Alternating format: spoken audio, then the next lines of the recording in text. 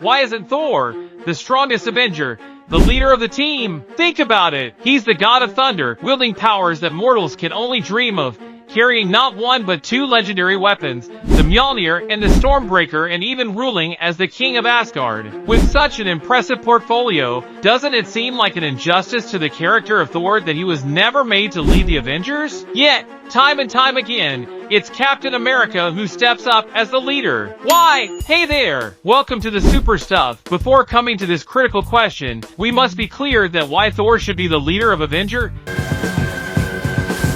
Thor seems like the perfect leader because he's undeniably powerful, and that's putting it lightly. He's the god of thunder, capable of summoning storms and lightning at will.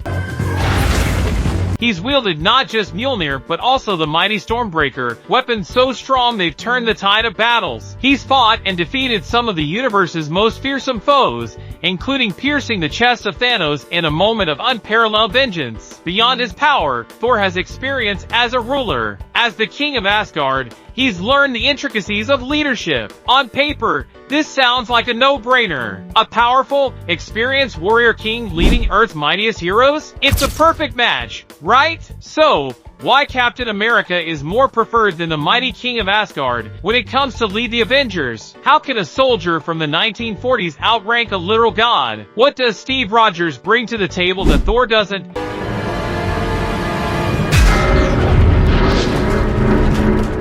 Let's start with Steve's military experience. As a soldier in World War II, Captain America honed his ability to lead under pressure. He's not just a fighter, he's a strategist, planning and executing missions with precision. This level of tactical expertise is crucial when you're leading a team as diverse as the Avengers. You need men in these buildings. There are people inside and they're going to be running right into the line of fire. You take them through the basement or through the subway. You keep them off. But it's not just about strategy. Captain America's greatest strength lies in his moral compass. He's the heart of the team, someone everyone can trust to do what's right. Thor, while heroic, has moments where his personal ambitions cloud his judgment. Steve, on the other hand, consistently puts the mission and his team above himself. And then there comes the relatability factor. Thor is a god, literally towering above humanity, while Steve Rogers is, at his core, just a kid from Brooklyn. This makes him more approachable, more grounded. The Avengers, a team with vastly different personalities and backgrounds, need a leader who can connect with everyone, from the genius billionaire Tony Stark to the volatile Hulk. And Steve is that person. One of Captain America's most remarkable qualities is his ability to bring the team together. Avengers!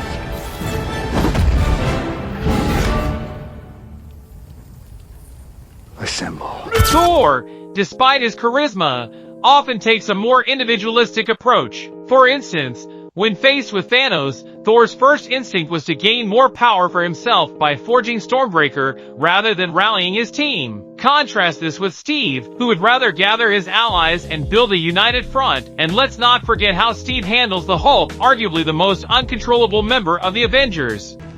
And Hulk. Smash.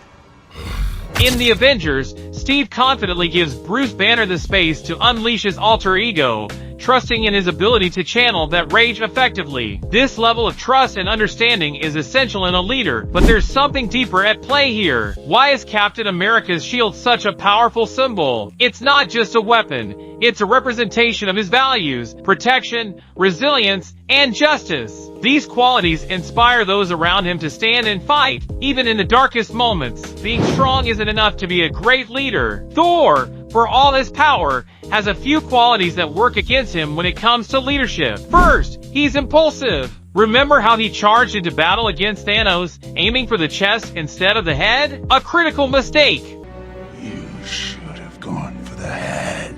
His tendency to act without fully considering the consequences is a recurring trait, and that's not ideal for a leader tasked with making decisions that affect not just a team but potentially the entire world. Next, there's Thor's reluctance to take on leadership responsibilities. Over the course of the MCU, we see Thor struggle with the idea of being a ruler. He's even hesitant about leading Asgard, let alone a team as complex as the Avengers. By the time we reach Thor Ragnarok, he's actively avoiding the throne, passing the mantle to Valkyrie. It's time for me to be who I am rather than who I'm supposed to be.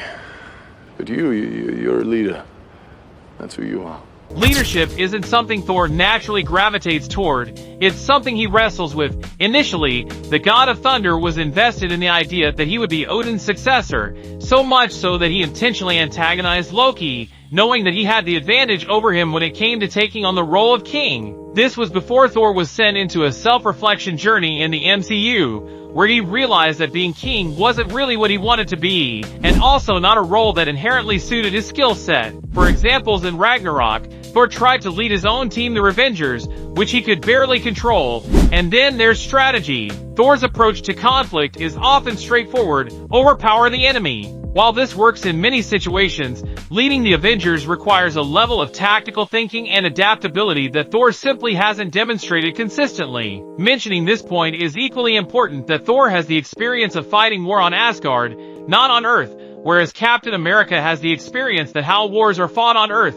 Now, this isn't to say Thor is lacking as a character. In fact, his journey is one of the most compelling in the MCU. Thor's arc is about self-discovery. By the time we see him pass the throne of Asgard to Valkyrie, he's realized that leadership, in the traditional sense, isn't his path. Instead, Thor thrives as a warrior, someone who fights not because he has to but because he chooses to. He's a powerhouse, the team's hammer, while Steve is the glue holding everyone together. So, why isn't Thor the leader of the Avengers? Because leadership isn't about who's the strongest or the most powerful. It's about who can inspire, strategize, and unite. Captain America embodies all these qualities, making him the natural choice to lead Earth's mightiest heroes. Let me tell you, I am a big fan of both Thor and Captain America, so don't give hate. They aren't in competition, they complement each other. Thor's strength and bravery make him an invaluable member of the team, while Steve's leadership and heart make him the ideal person to guide them. Together,